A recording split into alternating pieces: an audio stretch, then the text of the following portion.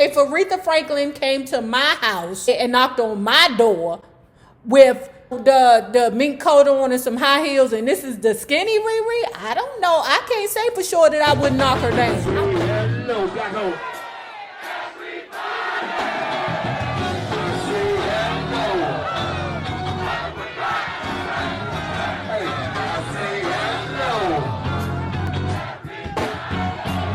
See this brother winning, man. Hey, dude, what is your win, big? What is your win, big? Well, hello there, love bugs. Hello there, Bellas. If you have not already done so, please remember to like, share to Facebook, subscribe, and visit uptopbeauty.com. Today's looky would be our Gold Coast Wooden Bangle Bundle. I only have 2 sets outside of the set that I have. So if you like it, go on over there and check it out. And if you are not already a part of our book club, please hit the Patreon link below and or the join button here on the YouTube. Now, let's continue to talk about, TT's Deliver Us from Temptation, the tragic and shocking story of the Temptations and Motown. You might as well say the Temptations and the Supremes, because it's a lot of the Supremes book in here. Y'all know he got another book, All That Glitters, something like that. That's his first book. I'm like, well, damn, if you're spilling the Supremes tea in the Temptations book, what is you doing over there in the Supremes book? Aretha came in with her hand on her hip, a cigarette dangling from her lips, and some man in tow. Without so much as a small hello to anyone else, the Queen of Soul immediately asked Dennis, "Are you singing our song? Did you get my message that I want you to sing a song for you?" Dennis told her that they hadn't been able to find the musical charts to it, and Aretha looked a little more than a bit upset. She said she wanted to sing it with him as a duet. Perhaps they could do it a cappella. But Dennis demurred, saying that his voice wasn't in good enough condition to do it a cappella. He was very sorry. He was very gracious, and he was lying. As soon as Aretha's escort turned his back, Dennis whispered to her, "Aretha, now how can you ask me to sing a song for you with your boyfriend standing right there? Didn't I tell you? He probably sang that song right before he crawled on top of Riri and done his business. Told you." And then, is this the man who was her escort, but he wasn't good enough? Like, what's the dude name she was with for a long time? You know, Riri had that one dude that was like, I guess, her escort. You know, not like escort, but escort. Like, he escorts her to events, and he was just there. Just there. I wonder if that's the same guy. With the boyfriend standing no more than inches away from her, she said, "Honey, this is my house. He do what I say, or he can get out." Oof. Riri. Everyone was taking their seats for the show. Despite the fact that the multiple air conditioning systems required to cool a house this size were going full blast, it was like a sauna in there. Yeah, because ninjas bring heat. That's what we do. That's how many people had been invited to see the former Temptations. Aretha sat down in her Queen of Soul folding chair under a huge picture of her and Dennis Edwards, only about 3 feet away from where the former Temptations were to perform. She was sitting there very grandly, as if she were holding court with her escort sitting beside her. She motioned for me to come over. "Baby, what time is this show going to start?" "Whenever you want it to start," I told her, almost bowing. You felt such a reverence in Aretha's presence. She had that knack of making you stand back in awe. On the Jesus. On the Jesus. "Well, go on. Tell them I'm ready," she said. And then she added, "Don't nobody stand in front of me when the Temptations come out. I want this little area here clear. I want a direct view of Dennis Edwards in them tight-ass pants." She didn't say that. I said that. The guys came out in their black jumpsuits and hit the white carpet dancing. They tore Aretha's house down. I bet they do. So anyway, the show was done, right? Riri then went to another area in the house because she round there looking at the fashion show of furs in another area. David and Titi is sharing a bowl of chitlins together. So David wanted to stay. A lot of the other people wanted to stay too. But you know, Eddie with his hating ass, they ain't paying attention to me, so I don't want to be bothered with this bull snip. He gathering up the band members that, follow orders. David looking at him like, man, let's finish eating this bowl of chitlins. Big Daddy Eddie, the K, had spoken. And by this point in time, we all knew that he was the leader. Eddie, once so laid back, had taken on the responsibility of holding this whole thing together. Nevertheless, I couldn't understand his concern. Only in retrospect did I realize that his ego might be suffering from the fact that he, Eddie Kendrick, had to stoop so low as to perform at what was essentially a house party. Maybe he was also upset by all the attention Aretha was giving Dennis Edwards. Okay, well, it's not a house party at my house. It's a house party at Riri's house. Girl, are you crazy? There's Aretha faking. Shit, and I'm sure y'all got paid. Well, wait a minute. Dennis instructed Judas to get the money from Aretha's brother. That's the dude who works for the management company. The Reverend Cecil Franklin. Later, Judas told us that he had found Cecil in a back room with a pile of drugs. Cecil apparently told Judas that he had to get the money from Aretha upstairs. As Judas told it, when they got upstairs, Cecil kept stalling on the money, started getting evil, and soon enough, a quiet argument broke out between them, in the middle of which Aretha appeared. We finally left with Aretha's check in hand and returned to the hotel thinking the night was now really over. Answer no. No. Not much later, after doing the payroll in Dennis's suite, there came a knock at the door. It was Aretha's sister, Irma.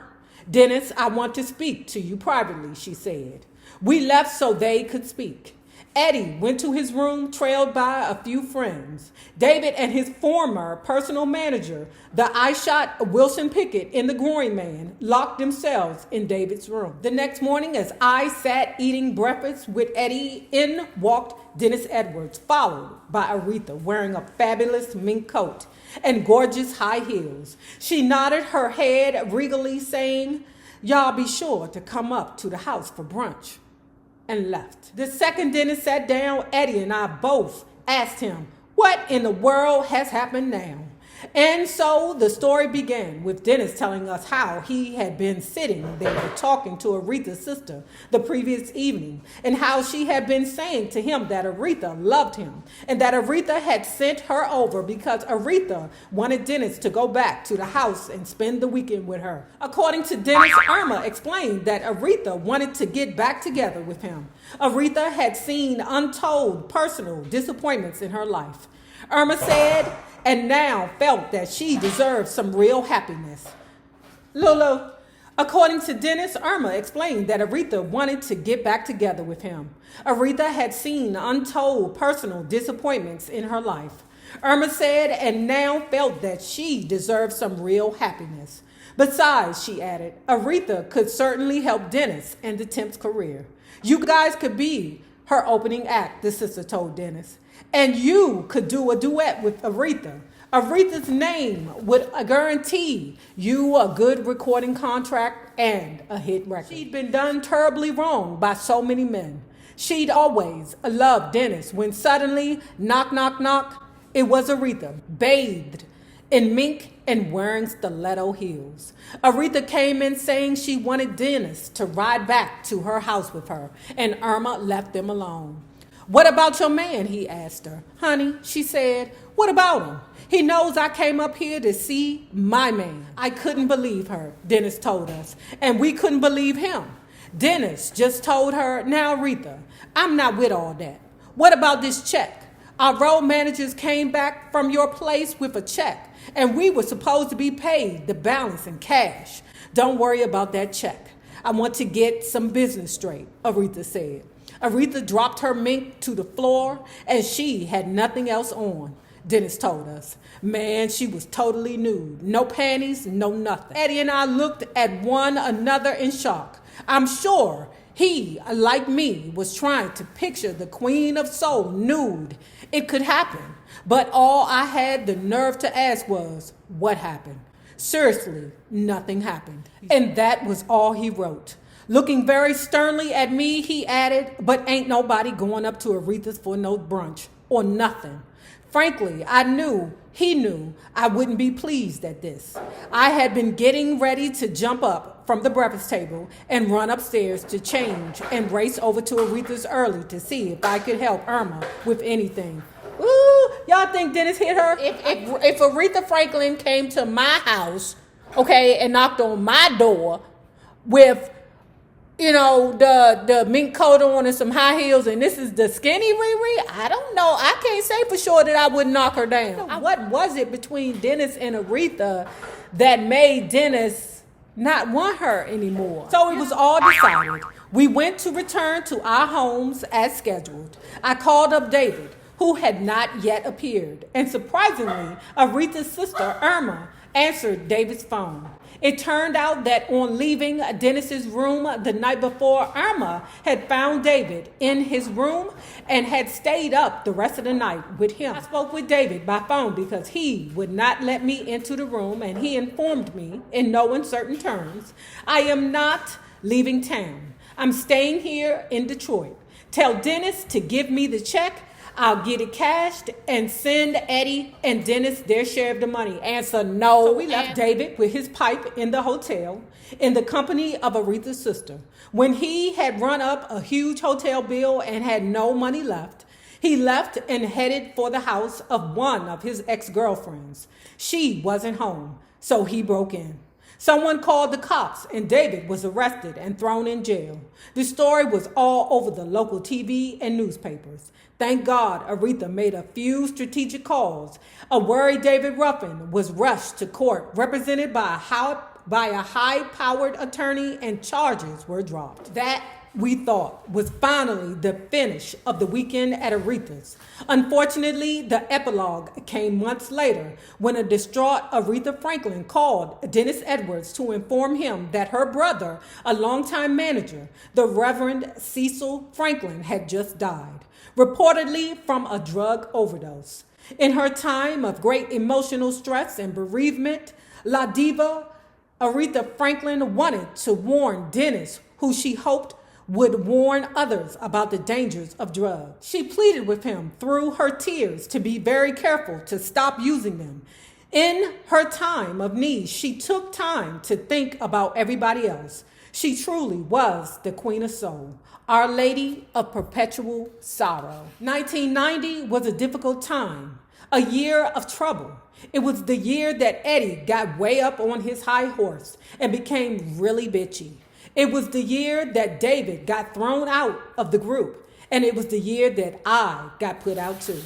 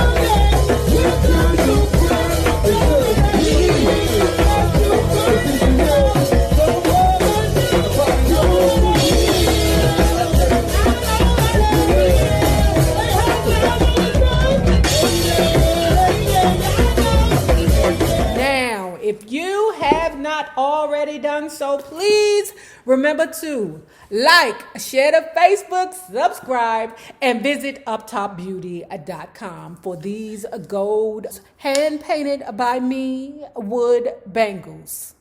Now remember this, the same people that you meet on the way up will always be the same people that you meet on the way down. My naysayers, my patron loves. You babies, have a good one.